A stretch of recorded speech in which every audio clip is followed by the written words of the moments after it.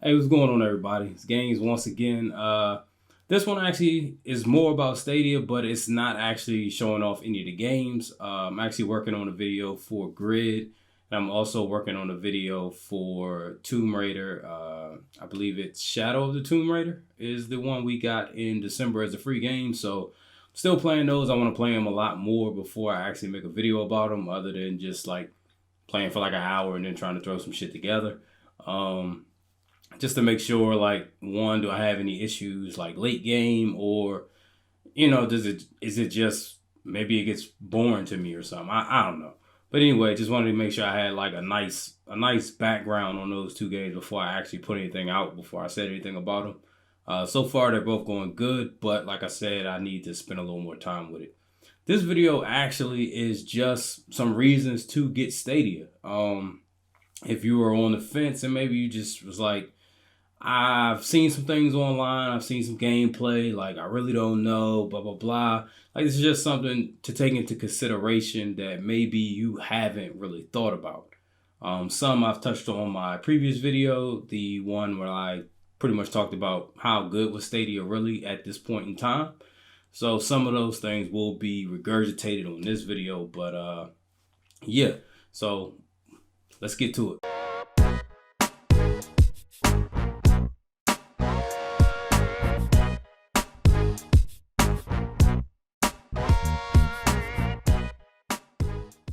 All right, so for the first reason, and these really aren't in any particular order. I thought about trying to do like an order, like a top five or a top, whatever. And I was like, you know what? No, I'm not doing that. I'm just going to give you some reasons. You can move them around in any order that, that they make that's priority to you. Like, whatever a reason is may not be a number one reason for you.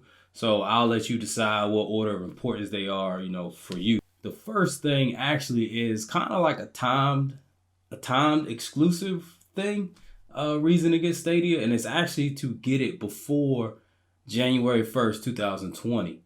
Now, this may seem weird, but if you buy the Stadia Premier edition, which is pretty much the same thing as the Founders Edition, except for, you get the white control, you don't get that limited edition. What was it like? It's like nighttime blue or something like that, midnight blue. I don't know. But so actually what you want to do is you want to get Stadia Pro like pretty much December 31st would be the best possible scenario.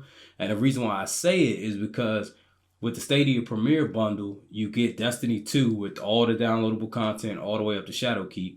And you also get Samurai Showdown. Those two come included with the bundle. But you'll also get the two free games for December, which is the Shadow of the Tomb Raider, and you also get the Farming Simulator 2019. I'm not a fan of Farming Simulator, but hey, it's there if you like it. There you go. But if you get them on the 31st, that very next month, actually, I think it happens at like 9 p.m. Eastern time for me on December 31st, they actually pull those free games down and they offer next month, which would be January, and they're giving out Rise of the Tomb Raider and Thumper for free. So if you get it if you get Stadia right there on the 31st, you can pretty much recoup 6 free games within a day. Now granted, Shadowkeep and what was the other one? Samurai Showdown. That you can say whether that's free or not. To me, it's pretty much free because the purchase cost of a Chromecast Ultra and of the controller by itself is pretty much the bundle cost right there. And you're getting 2 free games. So that's the way I feel. I feel like those 2 games are pretty much pro bono right there. And then, like I said, you get the other 4 games within one day. And it's kind of hard to beat that, to get a quote unquote console and you got 6 fucking free games like right off the bat. Now, the next reason I want to touch on is pretty much my favorite fucking reason, to be honest, is the convenience of this. Like I said on my other video, I talked about like how convenient it is, especially with not having to wait for nothing. Hashtag Stadia is a prostitute. If you've seen the video, you know what I'm talking about. So for some reason, I compare Stadia to a prostitute with being able to pay for play, and you get it like right now. Whatever. If you go back and watch the video, I'll throw the link up at the top or put it in the description or whatever. You can see that and see what the hell I'm talking about. But yeah, just the convenience, like being able to pay for a game and get it instantly. Like, you're not waiting on anything. It's crazy. And until you really experience it, I don't think people understand like how convenient it is. Also, not ever having to worry about downloading a patch when you want to play a game, anything like that. They're already ready for play like all the time. The second part of the convenience is actually not having to deal with local storage on your end. And like I said before in my other video, because I talked a lot about convenience, I'm always finding myself managing my PlayStation hard drive all the time. Like right now I have the PS4 Pro, but it really doesn't matter because these games are big. Like these games are huge, and as they keep getting updates and extra patches and things like that to fix bugs or just add new content, like the games, they just keep fucking growing. Next thing you know, I go to download an update and it's like, oh, you don't have enough space. And now I got to go back, figure out, okay, what do I really play? What don't I play? You know, what do I need to delete? How much do I need to delete before I can get this update, or before I can download this game I just bought, or install this physical copy I just bought from a store? And it just gets annoying. So not ever having to worry about that with Stadia is great because you don't have any storage. When you buy these games, they're not downloaded to you. You're pretty much purchasing almost like a license key. Like they already have them on their side, on their servers. When you pay to buy a game, you're just pretty much paying for the license to have that game, you know, or have access to the game, however you want to word it. So that is really, really convenient because like I said, you know, they keep all the life cycle patches and shit on their end, keep them up to date. And when you want to play them, they're just ready. And like I said, if you haven't done it, if you haven't experienced it yet, you'll see what I'm talking about when I tell you that that shit is just really convenient. Like if you're somebody who travels, like I don't travel a whole lot, but when I do travel, a lot of times I like to take my games because like I do go out, but there's times when you're just in your hotel room and you're like, yo, I just feel like chilling and playing the game. You know, some people will be like, why would you want to play a game when you're out on vacation? You're supposed to be enjoying yourself. You can play games at home.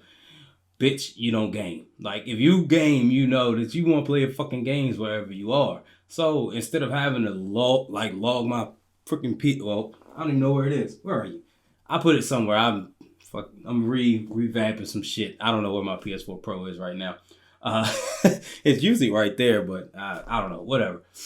But instead of having to, like, put that in a briefcase or my suitcase and then having to pack up, you know, my controller, all the cables, all the games I want to play because I don't have all my games downloaded to my PlayStation. You know, some of them are physical, so I had to bring all those games with me. I mean, if you were doing the whole Google Chromecast with Stadia, I mean, even if you just play through the browser on one of your laptops, I mean, you can take your personal laptop that you're probably going to take with you anyway, you know, for whatever it is you do on your laptop, between you and your laptop. But you can actually play Stadia through the Google Chrome browser, and you don't even have to bring a Chromecast if you didn't want to. And you could just bring the controller, or you can bring an Xbox controller or PlayStation controller, whatever you want when you're playing through the browser.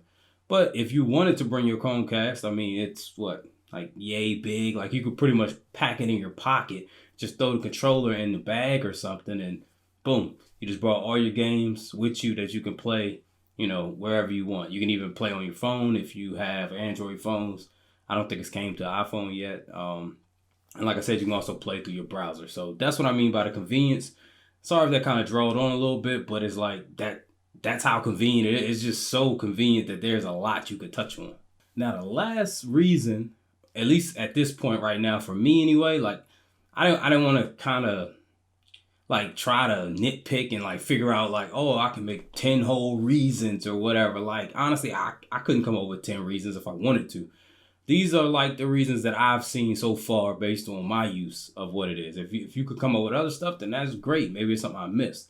But the last reason like I can see to like really go out and buy this right now is the fucking cost. And not the cost up front, so to speak, but it's more of like life cycle cost. And I'm going to try to explain this the best way I can, and hopefully I don't fucking confuse you. But by cost and life cycle cost, what I mean is like for the life cycle, what I'm going to use is the PS4 to the upcoming PS5 next year in the holiday season. Spoiler alert. It's too late now. I've already spoiled it. If you didn't know the fucking PS5 is coming out, it's coming out next year. You should know that though. But But yeah, so that's the life cycle I wanted to use to kind of show like a total cost of ownership. Like if you stayed up to date, like if you bought the PS4 when it came out in November of 2013, and then you said, all right, I bought the PS4 Pro because that was the next latest and greatest, is what I did in September of 2016, I believe.